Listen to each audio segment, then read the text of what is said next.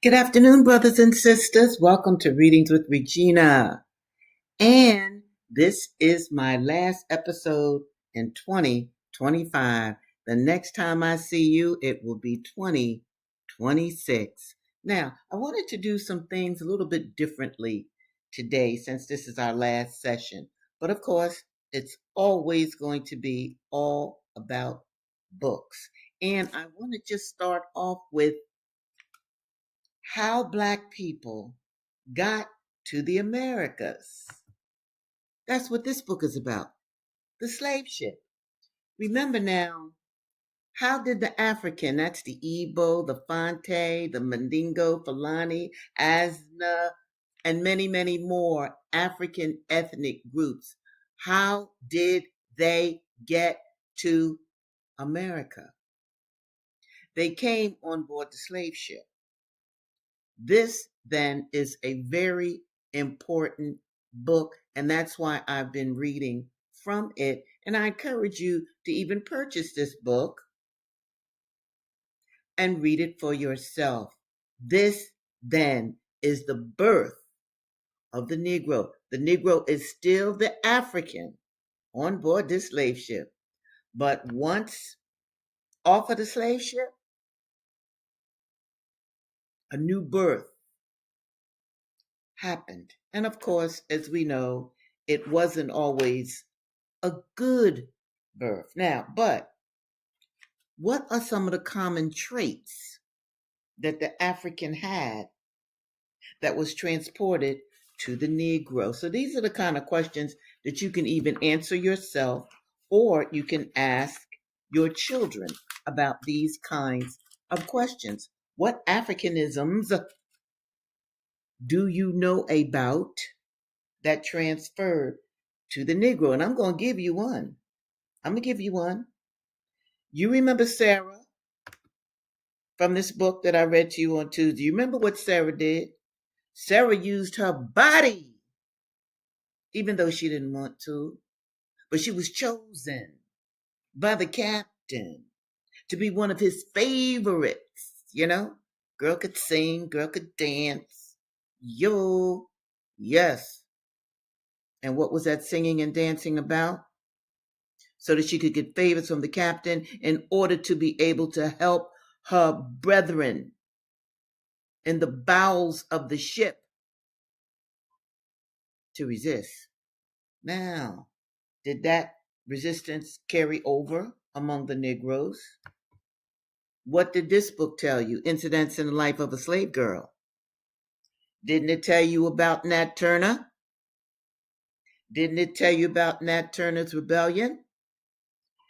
Didn't it tell you then what happened to the Negroes who had nothing to do with Nat Turner's rebellion? Nothing. But what did the whites do? They beat them. They tied them to horses and dragged them. They went through the Negroes' homes because there were free Negroes and there were enslaved Negroes. The free Negroes lost just about everything. They certainly lost their dignity. Absolutely. But the mere fact that some did resist tells us then that resistance carried over into the Americas, from the slave ship into the Americans, or into the Americas. Oh, let me even say this to you too. On Tuesday, I made an error, and I want to point it out. When the program was about to go off, I mentioned Brazil instead of saying Venezuela. Now I'm coming back into the present time because President Trump wants to take over Venezuela. Dig. He wants to kill people. He wants to kill people. He wants to kill the Venezuelans. They love to kill. Yes. Prove me wrong. I'd love to be wrong, but I'm right. In any event, I said Brazil and I meant Venezuela. Okay. What else did we learn in this class? I'm calling it a class because this is how I taught when I was in the universities. Ida B. Wells, Who is Ida B. Wells? A great heroic figure. And she had a moral compass that, oh, my stars, means so much. It absolutely shows you the moral characteristics of sisters in the 19th century. Now, she wasn't enslaved like Linda Brent. Linda Brent was actually enslaved. Her master was a pedophile. Her master terrified her from the time she was 12 right on up till she was in her teens. Her master prevented her from marrying a free black man. Yes, that's how much power he had over his slave. That's how much power all white people had over their slaves. I also taught you from Incidents in the Life of a Slave Girl. With that kind of power, white males were the original pimps. Now, contemporary cinema, you'll see pimps stay black, and black pimps certainly do exist, but the foundation for pimpism was the white males who could then take their enslaved women and put them on the block or put them in a building or whatever and have white men come and have sexual relations with them. What is that but pimpism? And never forget that Linda Brent's master, Dr. Flint, a doctor, medical doctor, he had between 11 and 14 biracial children by his enslaved women. And guess what he did? He sold them all into slavery. White men sold their offspring into slavery. Yes, okay? Now, Linda Brent again, she also teaches us, especially what I read to you on Tuesday, how the Bible was used to turn the African into the Negro, the African into the Negro. Recall that the preacher, the white preacher, told his slaves that they were sinners just because they did not follow to the letter the instructions of their masters and mistresses, old masters and young masters, old mistresses and young mistresses. I really want you to keep that in mind. I already talked about that last Tuesday, right? Because it really gets me to think about the fact that children could own a grown person. But that, my friends, is the making of America. Now, what Ida B. Wells shows us is how a more literate class, because remember, most enslaved people could not read or write. Now, slavery is over. Ida B. Wells shows us that. Christianity has become, indeed, the religion of the black people. Right? Okay? Many people that have newspapers are ministers. Ida B. Wells works for them. Ida B. Wells was also a teacher. And miraculously, her parents had taught her to read and write, and her parents had been enslaved. That is just incredible to me. Now, Ida shows us a black female moral compass of the 19th century. It was very important for a sister to have a good reputation. Anybody that slept around, that was problematic. Now, of course, with men, it was different. Because, like I read to you on Tuesday from Ida B. Wells's books, some of the teachers, colored teachers, taught colored children. And Ida B. Wells wanted those teachers, and not just Ida, but she represented a class that wanted those teachers to be morally correct and to be studious. And some of the teachers were not.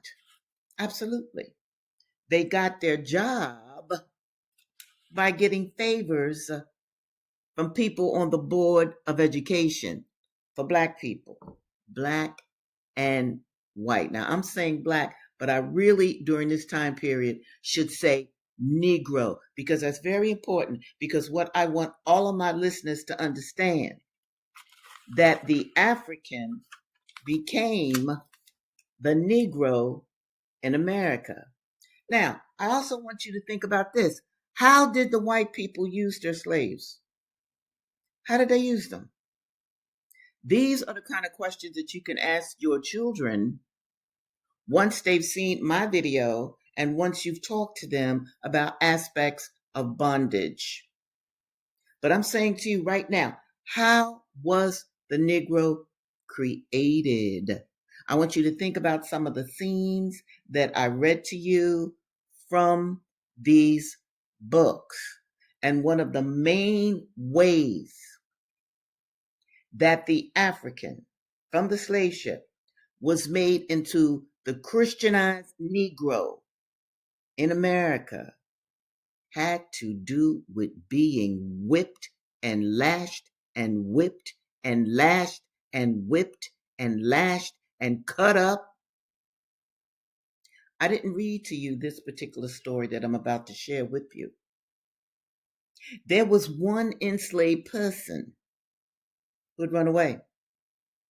When he was caught, the enslaver gave an axe to this brother's son. The enslaver told the son is about 8 years old, chop off your father's foot. Chop it off. If you don't chop it off, I will chop off yours.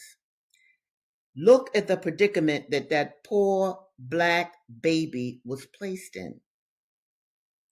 These are the kinds of demonic issues that confronted the Negro, that made the African into the Negro with a little n, because we were property. I have in my possession 19th and early 20th century dictionaries. They don't capitalize the N in Negro. No. In fact, I saw a listing where they had Negroes, potatoes, vetoes, because Negroes are property. And it was in the culture. That has not gone away. This is why I am talking about the significance of books and the ideology that we got from these books. Now, let's go to my sister girl who just left the earth in September. Asada is a hero. Asada incorporates all that I have said and more. Asada brings us into the 20th, 21st century. Yes, she does. Because what she shows is contemporary Black resistance that we should honor, we should praise. This is why we are reading her book. All right? And let me even jump over to Mumia Abu-Jamal, also a member of the Black Panther Party for Self-Defense. And he's also a political prisoner. Murder Incorporated, Empire, Genocide, Manifest Destiny. Yo, understand that President Trump going into Venezuela, bombing those little fishing boats. There's no proof that those people on those fishing boats were drug smugglers. There's no proof. Why not pull the boat ashore? Have them stand trial? No! because killing is what many white oligarchs have done worldwide. And it is written brilliantly in this book by Mumia Abu-Jamal, a current political prisoner, a current elder political prisoner that we must get out of jail, because what they want to do is what they did to, let me find the book, what they want to do with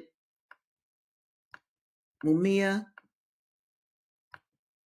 is what they did to H. Rap Brown, the Imam, Jamil Alameen. Jamil Alameen died in jail, an elder with cancer of the face. How cruel! How cruel. And you need to know these kind of things, right? We need to talk about this with young people, yes, because we want to create a new world. Absolutely. And let me even show you this right now. That's America. Addicted to war. Vampires, that's what I call them. Addicted to war. Anytime slavery was legal for 300 years, what kind of people is this? Huh? Huh? Addicted to war. What did I tell you from the books happened to the indigenous Americans? That's all you got to do. Look at that. Look at that genocide. Okay? And I've been reading poetry by Julia Wright for the baby ancestors in Gaza. That title just really gets to me. For the baby ancestors. Yes. She titled that book for the baby ancestors because the Israelis are killing so many children. Thousands upon thousands of children are killed daily. And who funds the Israelis? For those of you who are working, look at your taxes. Now it doesn't say we give to Israel, we give to Ukraine. That's where your money is going. Oh, by the way, did you know that Ukraine has free health care? Yes. So your tax dollars are going to Ukraine to help their free health care, along with all of the weapons available. Warmongers. All right, let me stick to the books. Let me get back. Fred Hampton. Who killed Fred Hampton? Look at the book Judas and the Black Messiah. Not the book, the movie Judas and the Black Messiah. Who killed Fred Hampton? He was only 21. He, like Asada, was a black revolutionary. This is my Panther brother. And then, of course, we have Mark Clark. He was captain of the Peoria, Illinois branch of the Black Panther Party. He was assassinated as well. This assassination took place by COINTELPRO and the Chicago cops. And now that I'm mentioning cops, the police, where did the police come from? Where did Ida B. Wells and not Ida B. Wells? Where did Linda Brent say that the police came from? These were the slave catchers, the patrollers. The enslaved people called them paterollers. Paterollers. We read about them in Dessarosa, that novel. So the police is based on the paterollers who were taught to kill and maim black people who ran. Can you dig it? Now, we are coming up on holidays, and this is also why I am talking about these books. Give books. for presents. Give books. Let the person buy their own shirt or sneaks or whatever. Give books. I've recommended many. Give books. Think about that. And the best, you can even amplify that gift by being with that person when they read. Read to each other. I've already told you many times, my beloved subscribers, love you deeply. When you read to a person, when you read in general, it does miraculous things for the brain. Yes, there are many neural synaptic connections. And what is your heart for? Read what's on this banner. Consider how and why you were sent to earth. Why were you sent here? You have a brain, you have a heart. You want them to be in sync. And right now, while we're going through the winter solstice, look at the animal kingdom. Many animals hibernate. They go inside. What did I tell you? You should go inside more during this period. Now, America is always opposite the natural. America wants you out there shopping and buying gifts and, supporting the corporations. Oh, I'm not criticizing that if that's, what you do. But I am saying buy books instead of clothes, instead of those kind of items. Buy books and read them. This is a period of hibernation. Go inside, meditate. Make sure your heart and brain are in sync. Talk to yourself about why you're here. If you have a job where you work for somebody else, I can understand that. I did. Everybody did in America. You got to. But also be creating a job that's you, something that you love. Talk to your children about what they love. And then develop a process throughout their lives where they can get that kind of creativity into a skill where they can share with other people, in particular Black people. We are our own saviors. All right.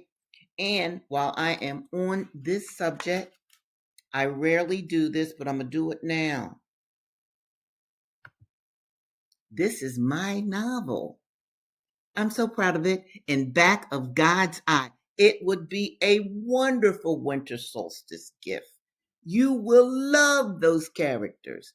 Those characters just came right out of my imagination, but I wove them into a story that I think is pretty doggone good. Okay? And let me even, you know what I'm going to do too? This is another one of my books. It's called Panther Poems. Poetry of a Sister Panther. And you know what I'm going to do? I'm going to read y'all one of my poems because this little number is just fantastic. I know I say that about all my books, but they are. My books are marvelous. And who do you think I wrote these books for? I wrote them for Black people. Yes, I did. Yes. Now, if other people want to buy my books, good. I want them to. I get white people buy my books all the time, Asian, everybody. That's fine. But I wrote these for Black people. Understand that. This would be a fine present for somebody during this period. Now, this is Panther Poems. Let me show you it again. Panther Poems. Poetry of a Sister Panther. That's the front. And this is the back. And that woman right there, that young lady, that is me as a panther. Okay. So now I'm going to read from Panther Poems. I'm going to read a poem. Let me see which one. I think I'm going to read the opening poem once I find it. Okay, here it is. This is called Panther Prescience. On a no moon night, 1,000,000 panthers profounding, patrolling a peak haven of stars on a night with no moon. That's called Panther Prescience. That opens the book. Now, I'm going to read one more poem. This is called California Night Hills. All about Panthers. California night hills were crumbly to climb, carrying. We night riders were scoping brambling brush, fat, spiky trees looming like dragons. We had to shake hands with forestry night and day. Easy is the day, the night twisted. We climbers, my panthers, all around me. We climbing, dropping places on command, rolling up, picking up. How fast can we assemble, disassemble, disperse to discombobulate? I look back. The night lights below dot diamonds. Dirt smells like moss, and I wonder about rabbits and deer. But I only hear panther boot crunches. We are serious revolutionaries. We are the vanguard for our people. Precious, worth living and dying for. Each step, each run, I breathe more huskily, smelling and pretending, like Harriet wondering, can we really disappear? Fold into the night with no moon. That's Regina Jennings' poetry. Yes. Absolutely lovely book. You know, I want to show you before I sign off today. Now, I didn't take a picture of this book. This book is called The Negro Caravan, published in 1941. And let me tell you what's fabulous about this book. Now, I just read you my poetry from the Black Panther Party, right on? Yes. This book has poetry that was performed by our enslaved Africans, our enslaved, I shouldn't say the enslaved African, our enslaved Negro people. They wrote poetry. Remember, Frederick Douglass had poetry in his book. William Wells Brown had poetry. Well, enslaved Negroes recited poetry. Now, check this out. I'm just going to read a few. I'm going to read it like they wrote it, okay? Check it. The old bee make the honeycomb. The young bee make the honey. The niggers make the cotton and corn, and the white folks gets the money. I love that poem. It's long. I'm not going to read it all, but I am going to read this. This poem just tears me up. It's called. Okay, let me just say this. I'm going to use the word that they used. Okay, so don't be offended, but it tells you how white America instilled this particular N word inside of their enslaved Negroes. This is called "Run, Nigga, Run." Run, nigga, run.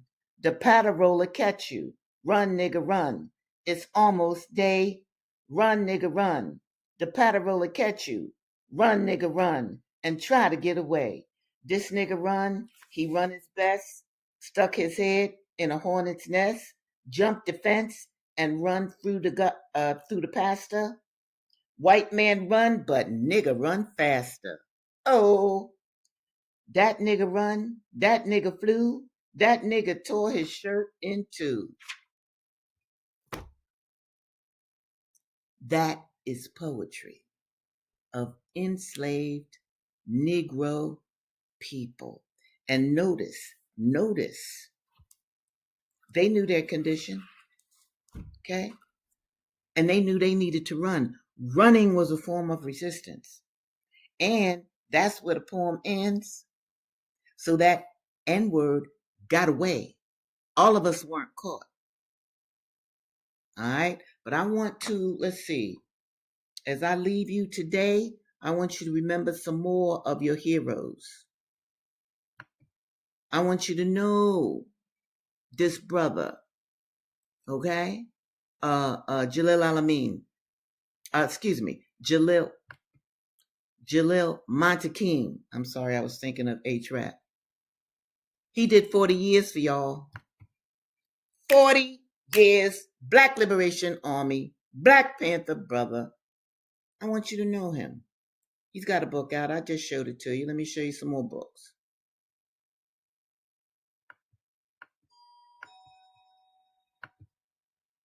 Daruba Ben Wahad. He did 19 years for you. Still black, still strong. Wonderful book. And this next book, oh, Panther 21. Look for me in the whirlwind. Excellent book. Oh, here's another good book. By the good Dr. Regina Jennings, Poetry in the Black Panther Party, from ancestral memory, morphogenetic fields to hip hop. The hip hop, I compare Huey Newton's poetry with the lyrics of Tupac Shakur. Yes.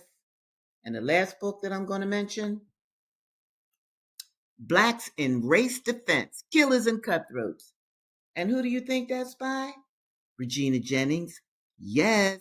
So I've given you many choices about books that you could get, and you certainly should get black books for your children. Now, when you go to a bookstore, hopefully a black one, read through the book first and make sure it is appropriate for your particular child. And in closing, I want to say this to you too. Addicted to War, because it hurts me deeply, deeply right now, but I'm doing what I can, that this country brazenly is practicing manifest destiny. America is going to war with Venezuela. Venezuela ain't did jack to America. Understand that. But just like this title says, addicted to war. White leaders are addicted to war. And why are they addicted to war? Because they don't go to war, but they send your children to war. Understand, soldiers are young. When I was a young soldier in the Black Panther Party, all of us were young. It is the young that go to war. While these old people who send them to war sit back and drink orange juice. So, my people, remember how much I love you. I love you so very, very much. It is because of you that I do readings with Regina. Now, I will be back sometime in January. I'm not quite sure, but I urge you to look at these videos more than once, especially with your children. Whenever you learn new information, you have to repeat it repeatedly so that it sticks in your mind. It's just like those of you who play an instrument. If you play your instrument well, that is only because you practiced as much as you could. And learning an instrument, learning to read music, is like learning another language. And you will feel how your hands and your brain work together in a way that is miraculous. And the last thing I want to say to you, wait a minute. I'm trying to find some. Oh, here we go. Come to my website, www.apanthersister.com. Wait a minute, I think I got a comment, but I don't know how to get to it. Uh-oh. Anyway, this is so bad. You know I'm still learning. Good. Here they are. That's my girl. She helps me out when I forget things. Welcome. Warmongers and prophecy, that's what it is. War makes thank you for that, sweetie. War makes a certain group of people rich. America is sending weapons to Ukraine and other countries in the world because it makes them rich. Okay? She asked me something else. Wait a minute. What is that book called again? So I'm going to assume you might mean the Negro Caravan. Okay? If not, come to my website. Okay? Explain to me. All right? And I will, we can have our correspondence. Now, I definitely am leaving y'all now, but I do want to say this. Subscribers, thank you so much for hanging with me.